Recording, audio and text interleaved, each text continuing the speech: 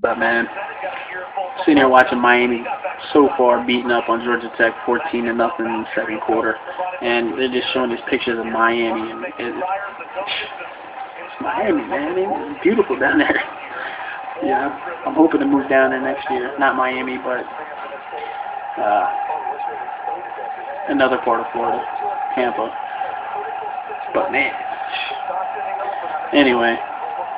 We talk about the Eagles, man. I know it's a bye week, week 7. We're going into the bye, 2-4. Nobody expected us to be 2-4 going into the bye. Nobody. Eagles fans, non-Eagles fans. Nobody expected it, man. But we're 2-4, so it is what it is. One thing I do want to talk about, though, that I noticed, and it's more so against the Redskins last week more than any other week, is our kickoff coverage team. It was horrible last week. You know, you kick the ball deep into the end zone, and Banks is still, you know, returning it out to the 30, 40-yard line sometimes. Getting these big returns, man, when they shouldn't be. I mean, we were fortunate enough for two things. One, we didn't give up a touchdown. And two, the fact that the defense was able to stop them and force, you know, force them to punt on most situations. But you can't be giving up the big returns like that, man. You can't do that, you know. So I'm wanting that to. They need to work on that, yeah. I'm sure they are working on that. But you know, and another thing too that I noticed is a positive, and throughout the whole season so far, the Eagles are number 1 in rushing in the NFL. And of course, it's a combination of Vic and Shady, and they're averaging 170 yards a game rushing as a team. And that's pretty good, man. Not a lot of people really mentioning that, you know, because of the receivers that we got, and usually it's the passing game. We're a predominantly passing team, so a lot of people kind of overlook that. And you know, speaking of that, you know, the running game's going great. You know, Shady is having one hell of a year already so far. I mean, he's leading the NFL among running backs in rushing, touchdowns and 100-yard games, rushing and receiving combined in rushing. So, you know, he's having a hell of a year, man. And he's making plays, man. There's been a couple of times where he should have been, you know, Michael Vick type plays almost in a way, where he should have been tackled for a loss and he just kind of got out of it and gained a couple yards, whatever, made some big plays, you know, moving in and out of traffic, like kind of Brian Westbrook-esque, you know. But he's out there doing his thing, man. He's playing good. And, you know, despite what a lot of people might think, man, the offensive line is playing really good too. With 2 rookie players, man, Kelsey and Watkins. Watkins more so over the last 2 weeks has been playing better. But, you know, with 2 rookies, man, you know, the pass protection compared to last year has been a whole lot better, man. A whole lot better. You know, nothing is where it's going to be when everything really clicks with this team. I believe that last week was a good step towards where we're supposed to be. You know, things started to click, especially on defense, and the offense, you know, they cut down on the penalties and turnovers mainly. So, you know, I think it's not where we need to be, it's not where we're supposed to be, and it's not where we're going to be. But I think, you know, like I said, last week against the Redskins, it's a very good start towards the right direction. One thing I did see, like many other Eagles fans are complaining about, we didn't score nothing in the second half. And the more I thought about it, it's not the first time we never scored in the second half and won a game. But and it's only one game that we haven't this year. But you gotta keep it going, man. You gotta score some more in the second half too. Defense really stepped it up big last week, man. But back to the running backs, man. Ronnie Brown. I was happy to hear about that trade to bring Jerome Harrison back to Philly. But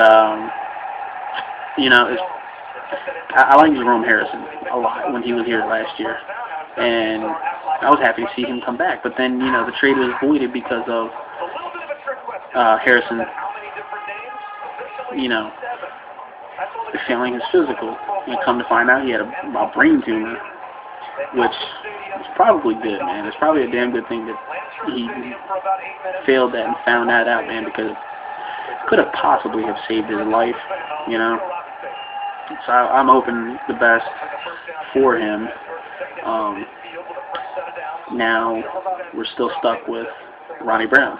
He's not playing how I thought he would be, expected him to be playing after we signed him. And that boneheaded-ass play against the 49ers, I don't know what that was all about, man, but don't need no more of that, man. We already had 2 boneheaded-ass plays this year with, Jaquay Parker and that play with Ronnie Brown. So we're still stuck with him. I think he can still step it up and improve. Hoping he can and will. I mean, we're stuck with him at least through this year. So, and the other thing that I wanted to talk about, maybe it's just me, man, but DeSean Jackson. I don't think he's happy, man. And I think rightfully so, because if I was him, I wouldn't be either. Because he's been on this team longer than any of these new guys, longer than Michael Vick. And yet he has not gotten paid yet. He's sitting back, looking at all these other new guys come in, getting paid, Michael Vick getting paid. And I'm not taking nothing away from any of those guys getting their contracts. They're all good players. They all deserve what they get, man. But as far as DeSean Jackson is concerned, I wouldn't be happy about that either. I mean, sitting here back there watching these other guys getting paid when he's been there longer than everybody else, making plays, been almost the main component to the passing offense, making big plays. I mean, you take DeSean Jackson out this passing game, I mean, we take a step down in the passing game, man, we do. Even with Macklin.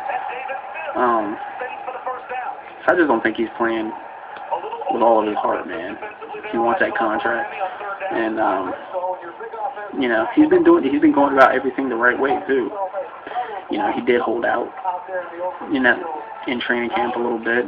Right before that deadline, this is the thing, too, I think. Right before that deadline, he reported to camp. If he would have stayed past that deadline, from the way I'm understanding this new rule, because of the new CBA, he would have forfeited a year of ineligibility for free agency or something like that. In other words, the way I took it, is he wouldn't have been able to become a free agent this offseason if that's what it came to. So, somebody correct me if I'm wrong on that, or if I'm misunderstanding that or something, but, I don't, he's not trying to screw himself out of it, you know what I'm saying? Because if the Eagles aren't going to pay him, he'll go to free agency route, and somebody will pay him. I'm just hoping that doesn't happen and he stays with the Eagles, and the Eagles pay him, man. We need him. So, that being said, all of that about the Eagles, man. I know this video is kind of long, but week 7, we're off this week, bye week. But there's still a couple of games that I want to see, man.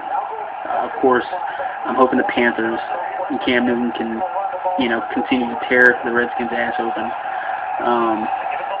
We'll see how that goes. And I'm hoping the Rams, even though they're without Bradford tomorrow, our former quarterback, A.J. Philly, is going to be getting the start for the Rams. So, I'm hoping they can pull off that win against the Cowboys tomorrow, get their first win, and you know, the Redskins and the Cowboys, they both lose. It helps us out. So, and of course the Giants, they got a bye week. So, that being said, man, Lions and Falcons, interesting game to me too, outside of the NFC East and all that. Lions and Falcons, not because anybody on YouTube or whatever, man. I'm wanting to see the Lions win that game. You know, like I said, it has nothing to do with the fact that the Falcons beat us earlier this year or any Falcons fan. No. I have a friend that's a Lions fan, has been a Lions fan ever since I've known him. And, you know, he was catching hell, man. You know, even a couple years ago when they were 0-16, 2-14, yeah, I mean, you guys know how the Lions have been, man. I don't got to tell you. They've been bad. And, been catching hell in every kind of direction, man. With people telling him, why don't you change your team, and this, that, and the other, you know, and he's like, hell no. He's not going to change his team, which I wouldn't either, you know. But right now, so far, man, they're 5-1, and he's kind of reaping the benefits of sticking with his team so far. And, you know, so just for his sake, I'd like to see the Lions win tomorrow. You know, that's that. So, 2-4, man. Next week we got Dallas Sunday night. I'm hoping to you know, get things turned around. Last week against the Redskins, man, it was a start.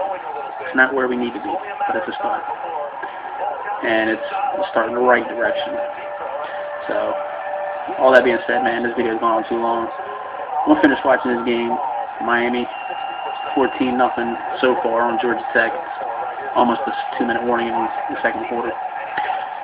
So, that's that, man. Go Birds. Peace.